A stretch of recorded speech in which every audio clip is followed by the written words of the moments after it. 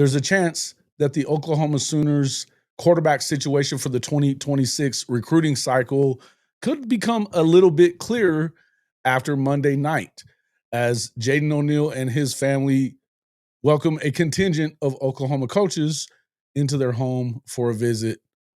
Let's talk about it.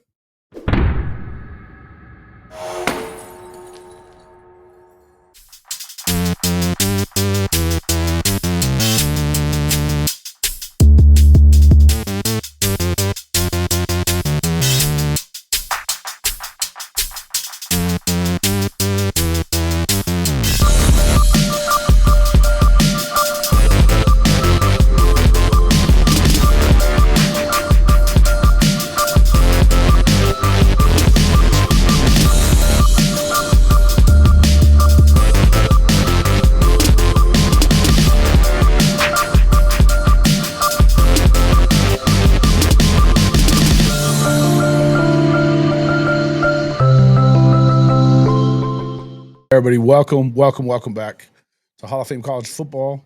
I'm your host, Jason Watkins, and if you love college football, you know you're in the right place. So before you forget, smash that red subscriber button, like our videos, and don't forget to ring the bell so you don't miss one moment of Hall of Fame College Football. Jaden O'Neal and his father are hosting a contingent of Oklahoma Sooner coaches as we speak, as I speak on this recording right now. Preferably, apparently to talk about the future of his recruitment, whether or not he's going to stick with his commitment to Oklahoma. And reportedly, you will have not only Ben Arbuckle, the offensive coordinator of the Sooners, but also a offensive contingent, including Joe Jon Finley and, of course, wide receivers coach Emmitt Jones, not to mention the assistant head coach Todd Bates, also in the house as well. What's going to happen? Well, it's a good question. It's something that we talked about, obviously, this morning on Rise and Shine College Football. There's a lot of mixed feelings within the fan base, within, obviously the audience that watches our show. And I think that's all well and good. What I would try to stress to everybody is that, the things that you're hearing, and I think this is, it really kind of illuminates what goes on in recruiting and how things can get a little dicey if you make certain missteps with certain players, particularly quarterbacks of this caliber. Was watching PG earlier. According to 247, and this could mean nothing. It could be, how much stock I put into a lot of these recruiting services, but LSU is, and it could be just LSU, but they're claiming 100% that Bentley is an LSU go. He did move up his visit dates that were originally scheduled for Oklahoma would have been on the 15th of June. He was going to be for the Champion Barbecue at LSU. Now he has switched those visits, has Bowe Bentley, to May the 30th for LSU and June the 6th for the Sooners. So not only does he move both of those visits up, it actually changes the dynamics in a lot of ways, because where he was going to be, his last visit was going to be to LSU. Now it appears it's going to be to Oklahoma. Now, how do we take that? No telling. I mean, I think that if you ask somebody that I've been, on a group chat with today, that almost certainly points to Oklahoma, because the last visit, maybe he wants to get this over with. And a lot of people on the OU side of things, in those, on the OU insiders and versus, on three, some of those guys, they're all picking OU as the front runner.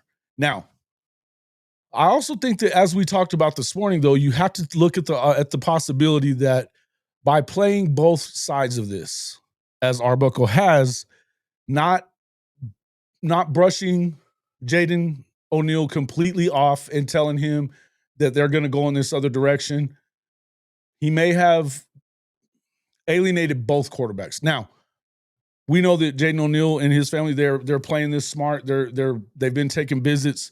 Florida State is very hot on the trail of Jaden O'Neal. He is their number one guy. He's the guy that they want to have. From what I understand, there's been a significant offer NIL-wise for him to go to Florida State, and he would be the heir apparent to, be a starter pretty soon if he were to go there. Now, That being said, they did go to Oklahoma for a reason. He's currently being ranked as, Jaden is being ranked as the number one prospect in the state of Oklahoma. Now that he will be quarterbacking at Mustang, about 20 minutes away from the OU campus. What does that all mean? It could mean anything. It could be nothing. You know what I mean? I would tell you that I think that it's not as far away from O'Neal staying at Oklahoma if the opportunity if the opportunity presents itself. That being said, I think that the meeting that we're talking about right now is very, very important to the future of this thing if things don't go well for Bowe Bentley in terms of getting Bowe Bentley to Norman. Again, I think it's easy to, you could jump either way and say either thing, but, people have been telling me that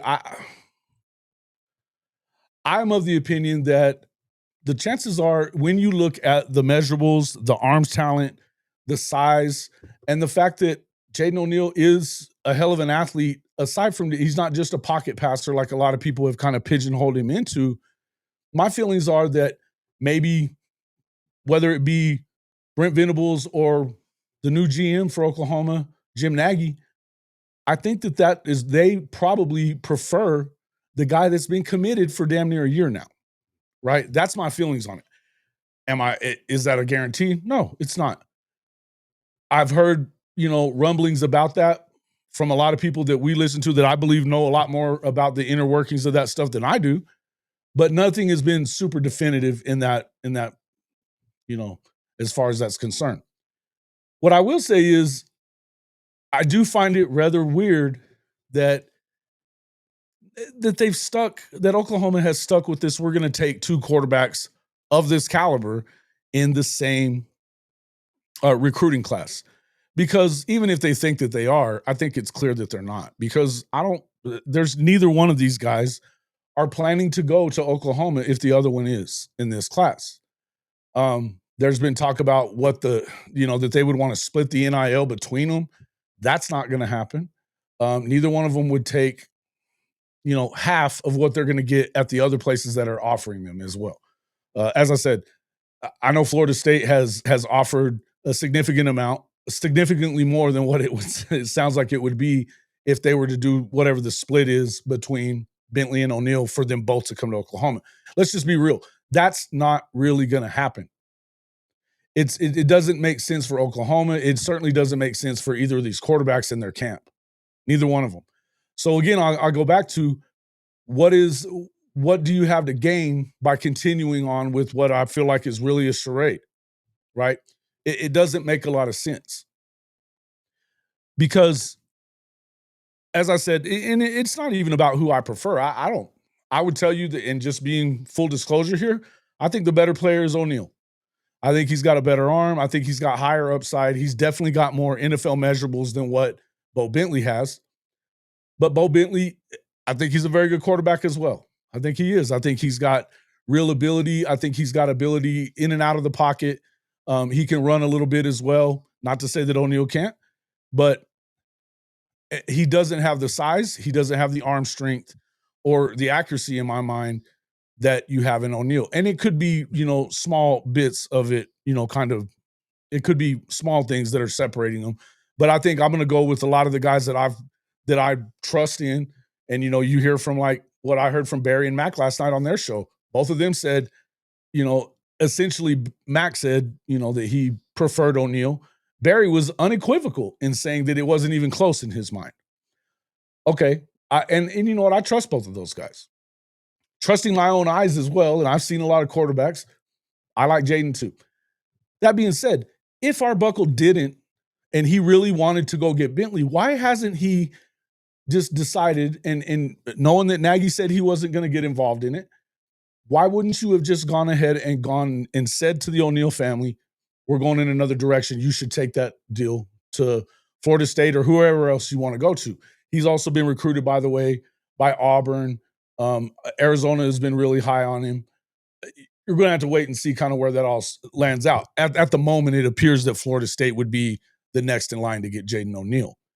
They may be the first in line to get Jaden O'Neal if this conversation that's going on as I speak here doesn't go well tonight.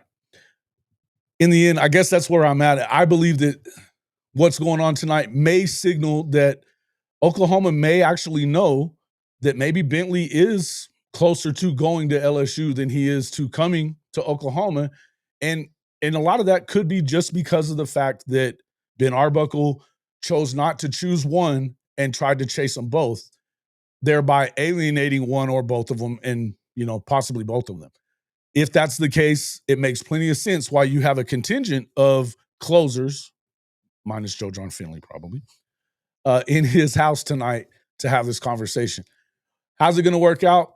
Only time will tell, but it looks like it's going to speed up as of where, in terms of when this decision is made on the Bentley side of things. It looks like that you've got Jackson Fields also has been invited to the Oklahoma camp with Ben Arbuckle on June the 5th. He has accepted that invitation. Looks like the possibility that he could be getting an offer coming down the pike as a backup arm. He doesn't have a high ranking or anything like that. Kid out of he's out of Louisiana.